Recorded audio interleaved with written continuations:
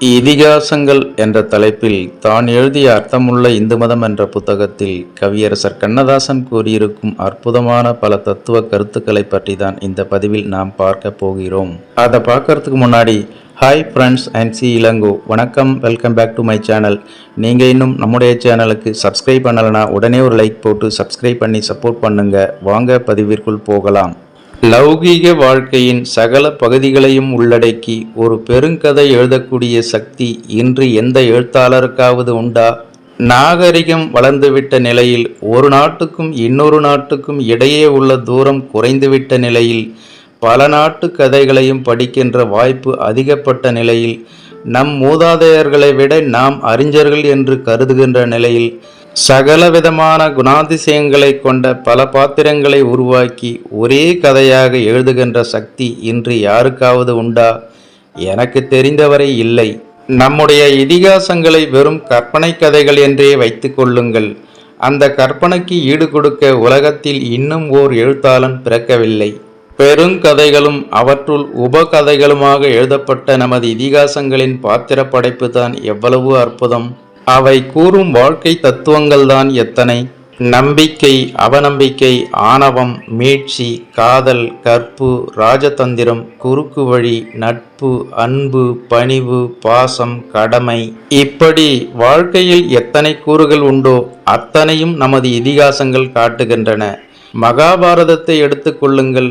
பொறுமைக்கு தருமன், துடிதுடிப்புக்கு பீமன், ஆண்மைக்கும் வீரத்திற்கும் அர்ஜுனன், மூத்தோர் வழியில் முறைமுறை தொடர நகுலன் சகாதேவன், பஞ்சபூதங்களையும் தன்னுள் அடக்கி கொண்ட சக்திமிக்க ஆன்மாவாக பாஞ்சாலி, உள்ளதையெல்லாம் கொடுத்து கொடுப்பதற்கு இல்லையே என்று கலங்கும் வள்ளலாக கர்ணன், நேர்மையான ராஜதந்திரத்திற்கு எடுத்துக்காட்டாக கண்ணன், குறுக்கு வழி ராஜதந்திரத்திற்கு ஒரே உதாரணமாக சகுனி, தீய குணங்களின் மொத்த வடிவமாக கௌரவர்கள், தாய் பாசத்திற்கு ஒரு குந்தி, நேர்மையான கடமையாளனாக விதுரன்.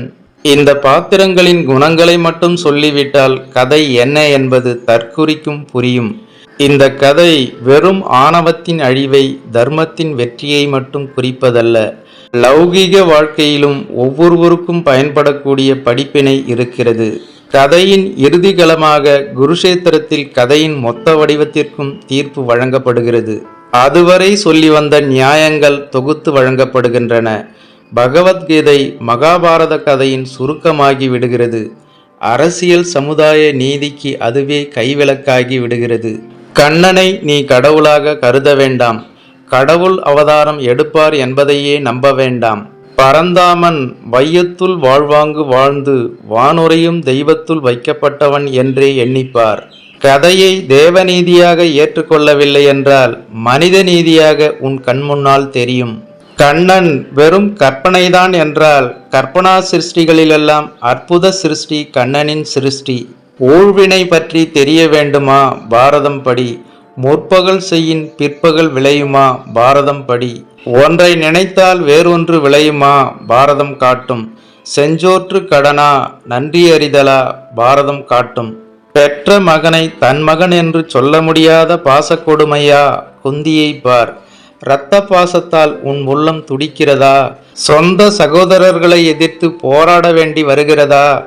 அப்போது உனக்கு என்ன செய்வதென்று தோன்றவில்லையா? பகவத்கீதையை படி. ஏழைக்கும் பணக்காரனுக்கும் நட்பு இருக்க முடியுமா? கண்ணன் கதைக்கு உபகதையான குசேலன் கதையை படி. விஞ்ஞானம் வளராத காலத்தில் போர் துறையில் எத்தனை வகையான ராஜதந்திரங்கள் இருந்தன, அத்தனையும் ஒட்டுமொத்தமாக அறிந்து கொள்ள மகாபாரதம் படி. ஒரு பாத்திரத்திற்கு ஒரு குண விசேஷம் என்றால் அதை கதையின் இறுதி வரையில் கொண்டு செலுத்திய கற்பனை சிறப்பை அளவிட வார்த்தைகள் இல்லை. ராம கதைக்கு வா. காதல் என்றால் என்ன என்பதை காட்டக்கூடிய இலக்கியம் அதற்கு மேல் ஒன்றும் இல்லை. சகோதர பாசம் ராமனுக்கும் லட்சுமணனுக்கும் பரதனுக்கும் இடையே முழு வடிவில் சதுராடுகிறது. குகனை போல் ஒரு நண்பன் கிடைத்துவிட்டால் நான் இருந்த இடத்தில் இருந்தபடியே கோட்டைகளை பிடிப்பேன். அனுமனை போன்ற ஓர் ஊழியன் கிடைத்தால் அகிலத்தையே விலைக்கு வாங்குவேன். சீதையை போன்ற ஒரு தேவதை கிடைத்தால் கம்பனோடும் போட்டி போடுவேன். விபீஷ்ணனை போன்ற ஒரு நியாயவான் கிடைத்தால் இன்றைய ஜனநாயகத்திற்கு நான் மரியாதை செலுத்துவேன்.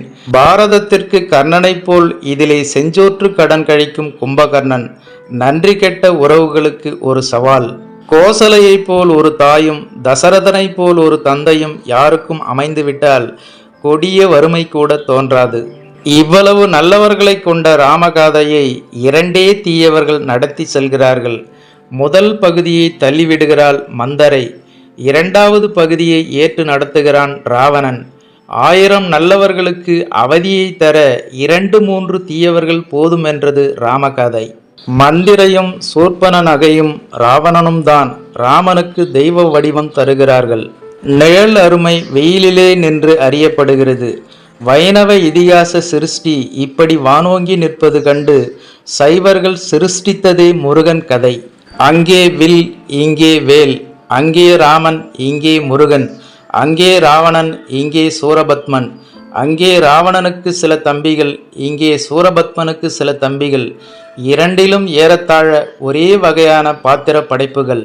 விவரமாக தெரிந்து கொள்ள திரு ராபி சேது பிள்ளையின் வேலும் வில்லும் படியுங்கள். ஆயினும் வைணவர்களின் அற்புத கற்பனையை சைவர்கள் வெல்ல முடியவில்லை. சைவர்கள் பெரும்பாலும் நாமாவளியாகவே பாடியிருக்கிறார்கள். ஏறுமையில் ஏறி விளையாடும் முகம் ஒன்று என்று இருக்கின்ற முகங்களுக்கு கணக்கு சொன்னார்களே தவிர ஆழ்ந்த தத்துவங்களை அதன் மூலம் உணர்த்தவில்லை. ஆண்டாள் திருப்பாவையை படித்தாற்கூட நமக்கு மெய் சிலிர்க்கிறது. மனித ஆன்மாவின் தெய்வீக ராகத்தை அது மெய் சிலிர்க்க காட்டுகிறது. அஃதன்றியும் கடவுளை காதலனாக பாவிப்பது என்ற சம்பிரதாயத்தை முதலில் துவக்கியது வைணவம்தான். பிறகு சைவமும் அதை பின்பற்றியது. சைவத்திலும் முருகனையும் பரமசிவனின் வேறு சில வடிவங்களையும் காதலனாக பாவிப்பது வழக்கில் வந்தது. ஆனால் சக்தியையோ பிற பெண் தெய்வங்களையோ காதலியாக பாவிப்பதாக இல்லை. அங்கேயும் இந்துக்கள் பண்பாடு காத்தார்கள். காதல் என்பது பாசத்தின் முதிர்ச்சியாகவே காட்டப்பட்டது. சில இடங்களில் காம உணர்ச்சி அதிகரித்திருந்தால் அது பரிபூரண நிலையை குறிக்கும். ஆதி மூலத்தோடு இரண்டர கலந்துவிட்ட தெய்வீக நிலையை குறிக்கும். வேறு எந்த மதத்தவரும் இந்துக்களைப் போல் இறைவனோடு நேரடியாக பேசுவதில்லை. உனக்கு ஏன் மாடு என்றும், வீடு கிடையாதா என்றும், தாய் தகப்பன் இல்லையா என்றும், அதனால்தான் ஒருவன் வில்லால் அடித்தானா என்றும், ஏதோ நீண்ட நாள் பிரிந்திருந்த சொந்தக்காரர்களை கேட்பது போல இறைவனை கேட்பவர்கள் இந்துக்கள்தான். இறைவனுக்கும் மனிதனுக்கும் அதிக இடைவெளி இல்லாமல் சிருஷ்டித்தவர்களும் இந்துக்கள்தான். மூலமாக முளைத்தெழுந்தவனை உறவினன் ஆக்கி கொண்டவர்களும் இந்துக்கள்தான். காதல் வாழ்க்கையையும் திருமண வாழ்க்கையையும் கடவுளிடம் கண்டவர்கள் இந்துக்கள்தான். ஸ்தூலத்தை சிவமாகவும் ஆன்மாவை சக்தியாகவும் கண்டவர்கள் இந்துக்கள்தான்.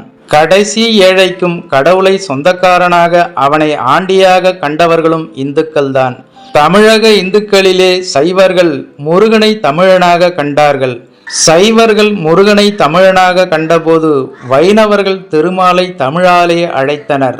சைவர்கள் ஸ்ரீரங்கம் என்று சொன்னால் வைணவர்கள் அதை தமிழில் திருவரங்கம் என்று சொல்லுவார்கள்.